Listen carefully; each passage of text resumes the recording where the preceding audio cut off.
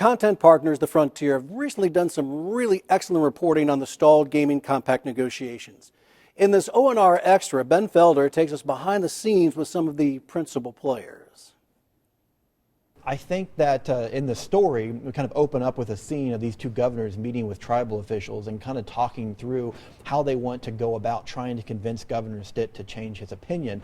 I think one thing that really struck me in having conversations with those that were involved in this meeting, not just this one, but other meetings that have taken place, is there's a genuine lack of understanding about why the governor is taking this approach. And that story, former Republican governor Frank Keating kind of blamed it on Stitt's lack of experience, that this is not just a new governor, but a new politician that isn't quite sure what he's embarking on. I would say that Stitt says that that's exactly what puts him in the right position to argue this, that he's come in with a mandate from people to kind of shake things up a little bit and look at things with a new perspective. It's going to be fascinating because, this is not only just a big legal battle that's shaping up, but a big political battle as well.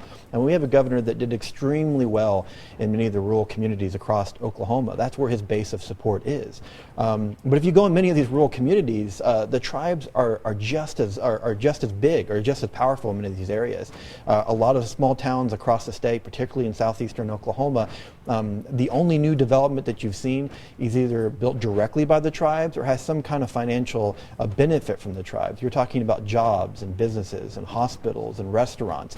So you're really kind of seeing Stitt try to kind of deliver his message to a base that supports him, but also probably has a lot of support from the tribes based on what they've seen over the last couple of decades.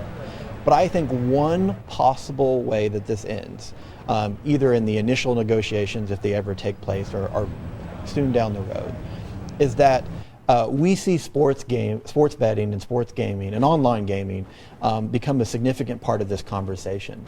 To me, it would seem that at some point this conversation could shift to where the tribes say, listen, we'd like to expand into sports betting, and that would give you another pie to get a piece from. Now, there's a whole lot of steps to go through that would require legislative approval. But like we've said, the tribes have spent a lot of time cultivating relationships with lawmakers. I think they feel like they're in a good position to take that next step. I know some tribes have already started to hire officials that could oversee a possible sports betting operation. Now, if you'd like to read Ben's entire article, as well as other great content, just log on to readfrontier.org.